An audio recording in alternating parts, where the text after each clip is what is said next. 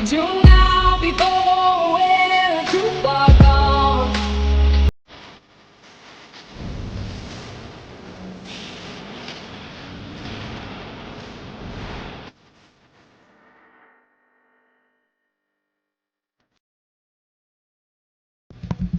Good evening, ladies and gentlemen. How is everybody doing? Um, it's 6:58. I know I came on 2 minutes early. That'll be all right. You'll live. It's sunset is coming. I love when my computer tells me when the sun uh, goes up or down. That's a joke. I don't need my computer to tell me that. I'm going to throw this disclaimer up right away tonight because anytime we're talking about children and the crisis that we have in America right now, and I'm not even sure we can say children because it's a big number that this has fallen in between from 6 years old all the way up to 28, 29. Every time I think we're going to get a day of peace or a day that we don't hear about someone going in and killing people and shooting up something, I'm wrong. It happened again today. So, pretty much every day and every evening, um, this seems to be becoming a common problem. Um, and it's just not okay. America's children are not doing great. Not at all. I saw that in August, the New York Times published the inner pandemic, and we have an inner pandemic that seems to be worse than the pandemic in any matter. Um, it's very awakening if you haven't noticed, and yeah, I don't think a lot of people notice. Um, they're all blaming it on the guns, but I think it's a lot deeper than that because the ones who have recently done the shootouts, they have legal guns. They're not someone who has not had legal guns. Uvalde, um, Ramos Sodor, he had legal guns. He bought them legally. Aiden Hale, legal guns, bought legally. The one today, April 11th, looks legally bought again. So the inner pandemic is a multi-part adolescent mental health, um, and we keep trying to bring it, blame it on mental health.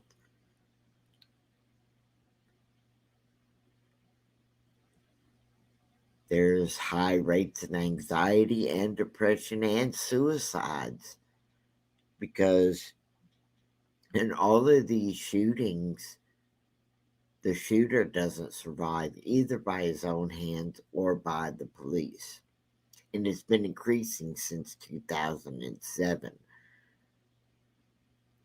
passing homicide as the second leading cause of death for the ages 10 to 24. So, what's going on here? We're missing something. It makes other people say, is it in the water? I don't know.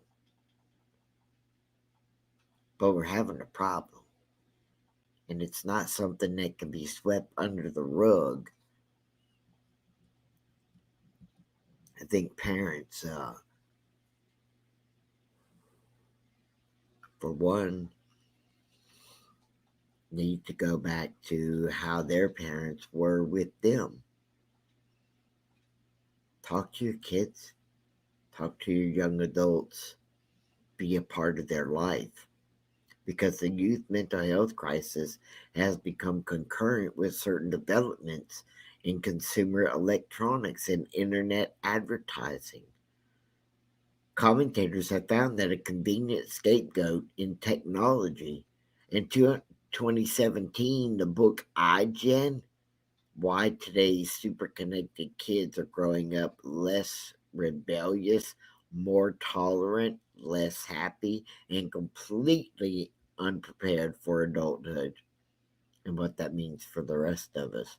A marketing consultant, Gene Twitch, blamed the iPhone and social media for a host of social problems with the post millennial cohort. And I can't say that in part I don't agree, but the technology thesis hasn't performed well under critical examination. Um, What possible reason could it be for American young people to be particularly unhappy in the 2020s? It's kind of hard to see the forest for all the low hanging fruit. There's a pandemic that has trapped kids inside with their families, a recipe for unhappiness all around, if ever there was one. Think about it. When we were kids, we didn't want to be trapped in there with mom and dad 24 hours a day, not go outside, not do anything. So we can't say that the pandemic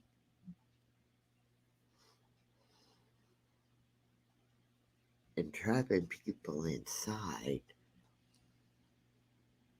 wasn't a recipe for not only unhappiness, but a disaster for all around, if there ever was one. A rise of right wing political extremism and rapid advance of various hate groups, global warming, and the intimate end of the world as we know it.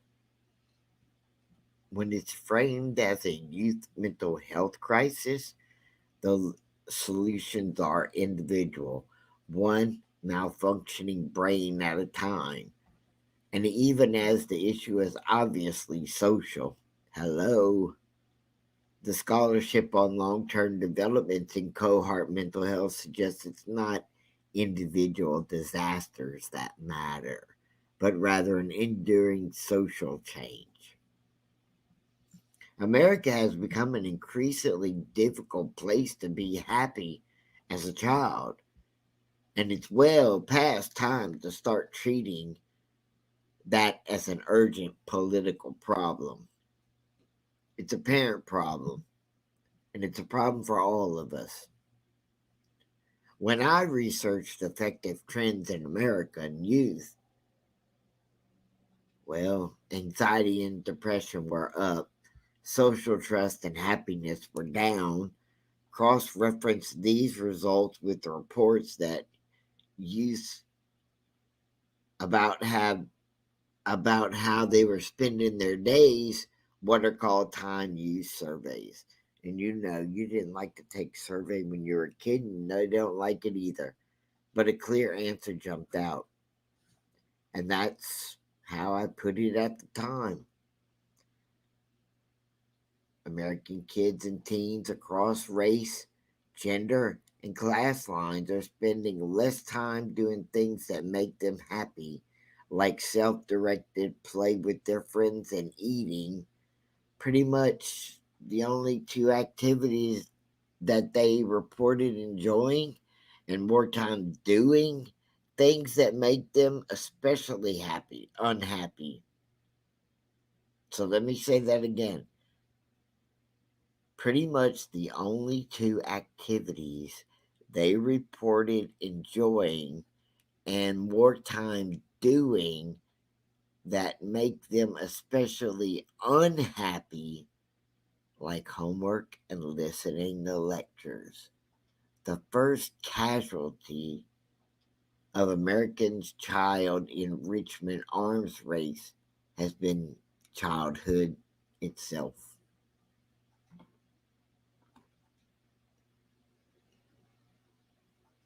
It's impossible to get an apples to apples comparison with the pandemic. It's been going on for years now. It's not just something that came and left, it's still a part here. But there's plenty of evidence that kids spent less time with their friends during the pandemic while doing things that made them unhappy. Like, oh, I don't know, hanging out with their parents all the time. The time use thesis could even help explain a bump in their use of technology. If kids today have less autonomy when it comes to how and where they spend their time, it's no surprise that they become compulsive multitaskers using their smartphones as hyper efficient daydreaming machines.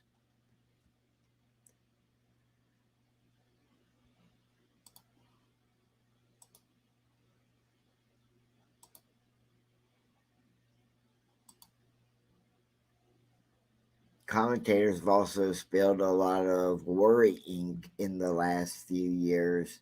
What about they perceived as a sudden increase in young people experimenting with their gender and sex, even as the same outlet have fretted with the cohort of young people seem to be having a low amount of actual sexual intercourse, labeling them pure teens. Puritteens.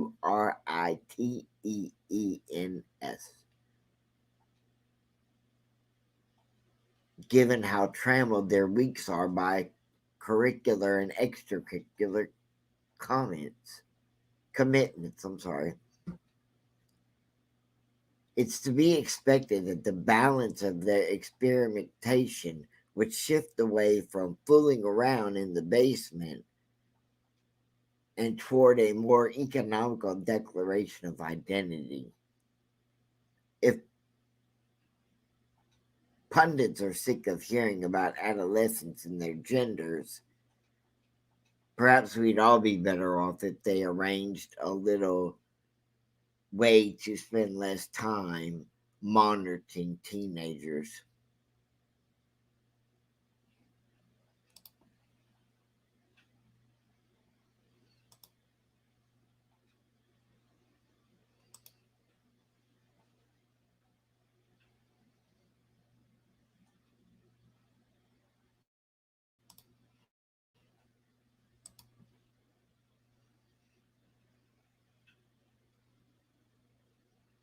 Autonomy is just essential for developing what psychologists call an internal locus of control, the seeing that choices and actions affect your life, that they matter. And that's exactly what today's young people don't have. Decades of studies have established the connection between an external locus of control in youth and hopelessness and depression and suicidal tendencies. But amid the current crisis, there's been no political consistency or continuancy for giving kids some slack. Instead, the New York Times suggests dialect behavior therapy. Always got to be talking about therapy as an effective source, intensive way to help parents deal with their lack of genuine autonomy. Another set of appointments for them to keep. A therapist for every child might be the best solution we can hope for. But I simply don't believe that any substantial portion of children should require frequent psychological treatment to keep with being alive, except in a deeply malformed society. Why is the alternative increasingly the trust that we are willing to put out our country's youth so unthinkable? Trust kids. Leaving young kids alone is a surprisingly radical idea. Hmm.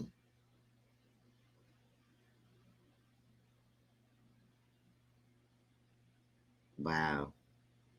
It's an orientation based thing, and it's a concept sounds easy to get behind at first. Who doesn't want the kids around them to enjoy justice and thrive? Trusting children in practice in a society that refuses to is much more complicated. Trust kids has a number of pieces by the kind of people we're more used to hearing that about than from, such as parents of trans children, disabled teens.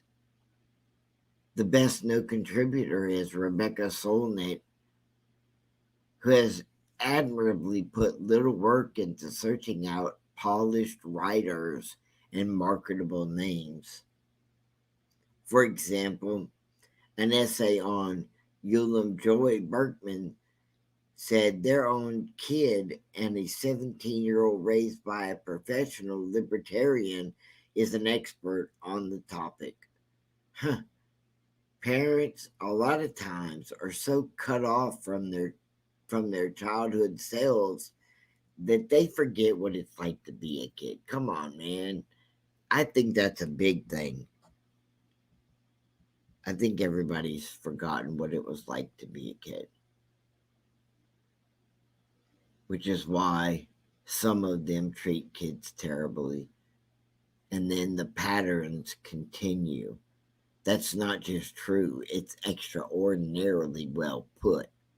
And Trust Kids gets a lot of similarly insight moments by, well, trusting kids.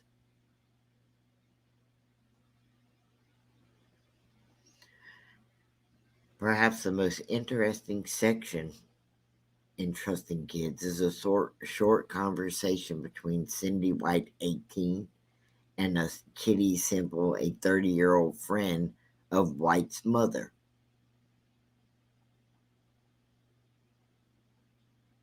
Simple identifies as mad, not as in angry, but as in hearing voices. And White has learning disabilities. They talk about what it's like to hear things that aren't there, what it's like to experience disassociation in public, and what White tentatively calls the they them thing. The form is powerful. Maybe having a professional dialect behavioral therapist on call is less important than having a mad aunt around to non judgmentally answer weird questions.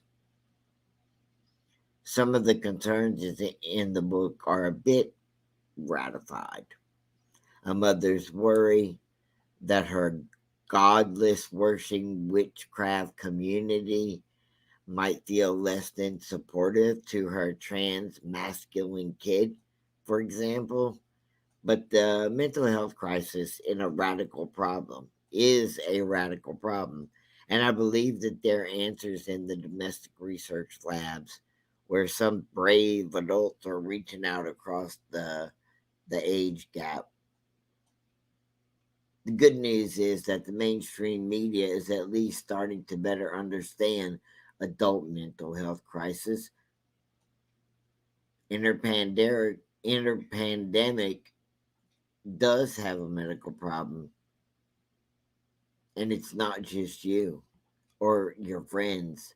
What states from the onset that America's mental health crisis isn't just about our unhappiness as individuals, it's about the world we live in, our economy, our culture, our medical establishment. Scholar Danielle Carr opens her essay in the package with a radical question.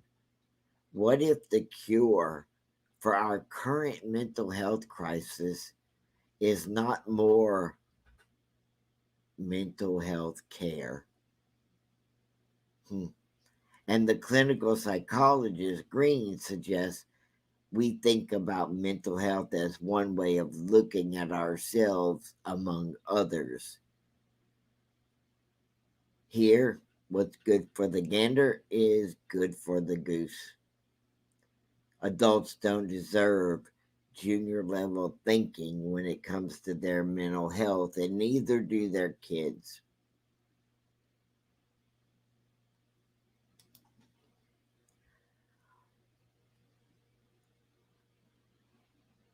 So, kids in the US and around the world are in a crisis, and more than 60% of children with depression, they don't get any medical health treatments.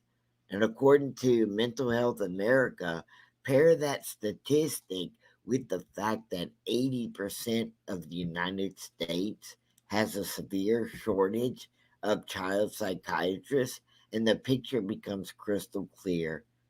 There's a growing mental health crisis in the United States and beyond.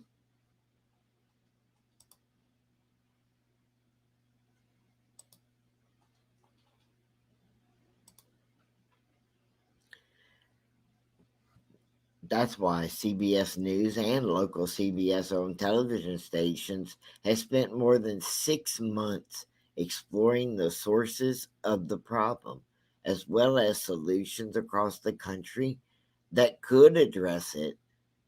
The collection of the reporting by CBS journalists committing themselves to the well being of children. They're going to document kids' struggles, bring the darkness into the light, the filmmaker said.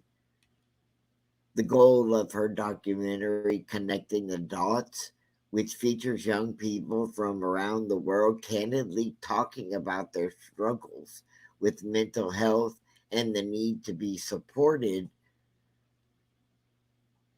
We need to listen in a way that is with open eyes and with providing a safe place, providing no judgment. As much as we believe that we are in a world where we are all connected, in disconnect is huge.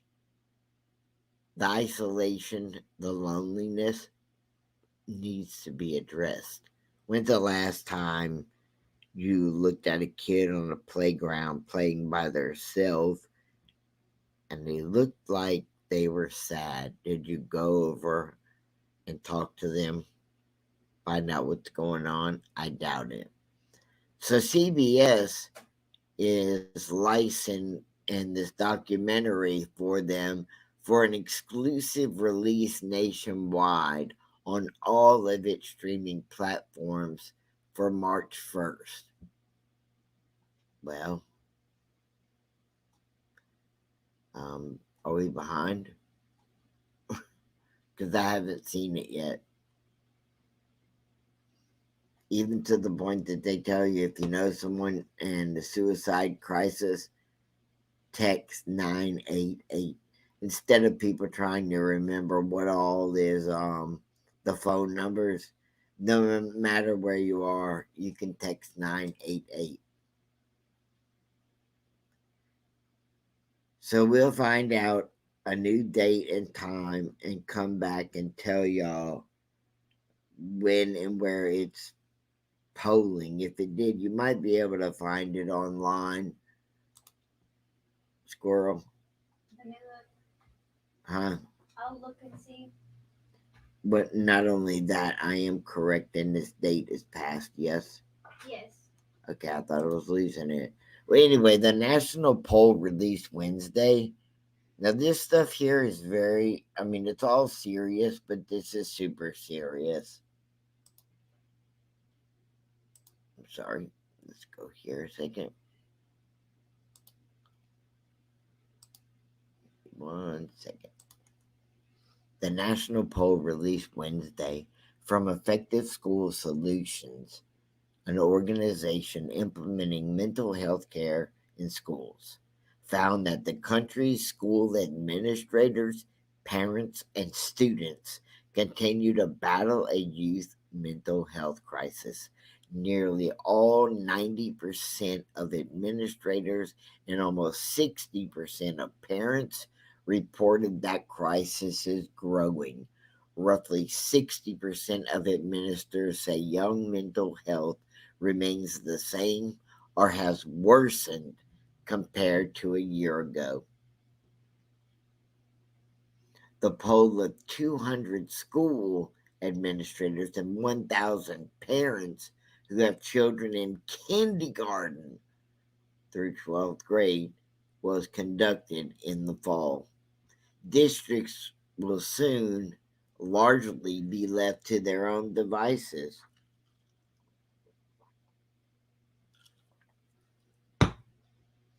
To sustain the additional help that is needed. And we can't afford to go backwards because our children and their futures depend on it. Mental health care in schools lifts the onus off of the parents to address mental health challenges solely at home. I think too much is being put on the schools to handle. Something should be, the parents should be taking control of the situation with the child. I'm sorry, that's just how it should be. When I was growing up, what I did at school, the teachers and principal took care of, and then I got taken care of again by at home. Or they called your parents and took care of that right then and there on the spot.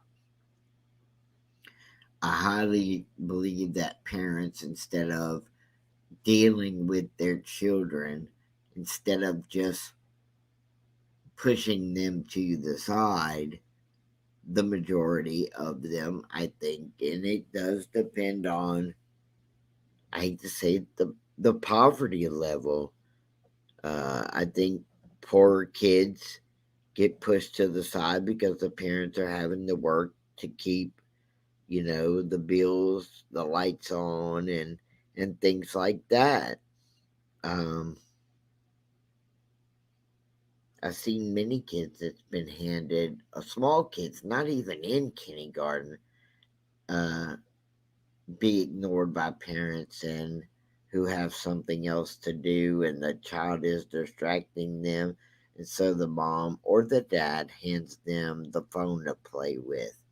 Um, and I'm sure that doesn't just happen on the outside, outside like the grocery store or something. We need to purposely slow everything down. Even if you give up your smartphone for a month and use a flip phone, you can do it. Slow everything down so that you can give your children the attention that they need. If you need to give up your smartphone for a month and use a flip phone, and then you start to say, well, I can't do that because I have meetings and this and that. There's a thing called paper, and paper we used to use all the time. Write it down. It's time to go back old school for the sake of our children. It serves as a recurring mental health care like an elective to build us in back into our students' schedules. We need to pay attention more. We need to be educated on what to look for and look out for. Is that a place to start? Yes, it is. There's an acronym to help parents and administrators tell the signs and symptoms of, of potential mental health issues. and I'm going to put it here on the screen for you. And that is sleep disturbance, such as, hold on, the word is SIGECAPS, SIGECAPS. The S stands for sleep disturbance, such as a student who is falling asleep in class, excessively tired. I, decrease of interest in previous events and activities. You should print this out or write it down and put it on your refrigerator at best. G, excessive guilt of feelings of guilt and hopelessness. E, increase of or decrease of energy, lethargy, which is different from feeling tired. C, decrease in concentration and the ability to remain focused, which can often reflect in grades dropping. Decrease or increase of appetite, which such as change in eating habits. Psychomotor. Retardation is the slowing down of your mental and physical activities. Students typically see this in the form of slow thinking or slow body movements. Suicidal thoughts, plans, intent. Of course, this is the most profound of all of these signs where an immediate action needs to be taken. Any of these signs alone or paired together with another one are not uncommon for students to experience. Monitor your kids, and when they persist for an extended period of time, well, Effective School Solution operates in 9 states to serve 90 districts, implementing mental health care within schools. So students don't need to be taken out of the classroom for care. The question is no longer if our children need support, but rather what are the most effective mental health services and how can districts best implement them. Young says, in short, the conversation for school districts have shifted from should we offer these services to how do I implement these services in an impacting way. I'm going to leave this acronym up here for a few more minutes so that people can write it down. I mean, I know a lot of people when I said put up your cell phones or rather switch to, do it for 1 week, 2 weeks, or whatever. Get back in a personal relationship with your children so that you can find out what's going on.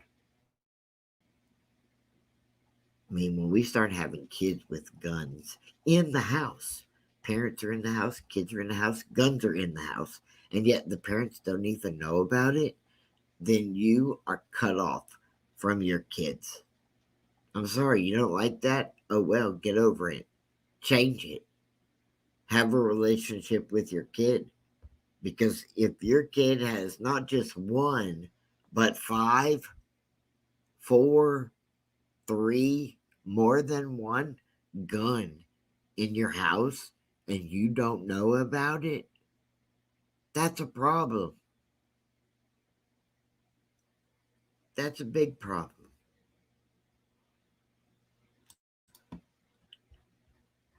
That's a really big problem.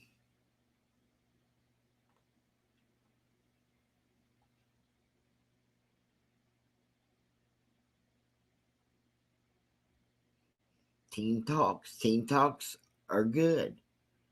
We got to get these kids back to talking. And if they got a problem, they're not going to tell you. If kids don't trust you, they will not tell you. If they don't trust you, they're not going to tell you. If they don't feel safe with you, they're not going to tell you. If they don't see you as an advocate for them, they're not going to tell you. Only you can change your relationship with your children. I don't want to see them on the news. I don't want to see that where this person's child is just another shooter. We're seeing it every day, every evening on the news. And like I said, it's not just kindergartners, down that low or teenagers.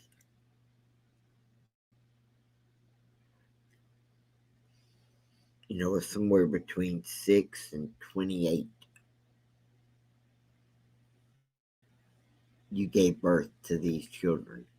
And when I say 28, 29, and they're like, that's an adult. Yeah, it is. But guess what? You gave birth to that person. That's still your child.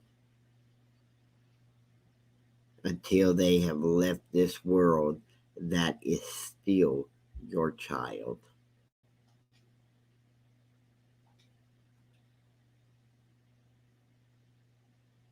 So regroup with them. Regroup with them and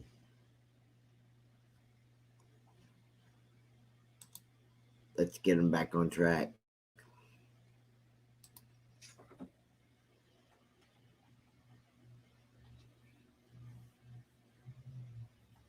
And the way to prevent some of this is to bring them back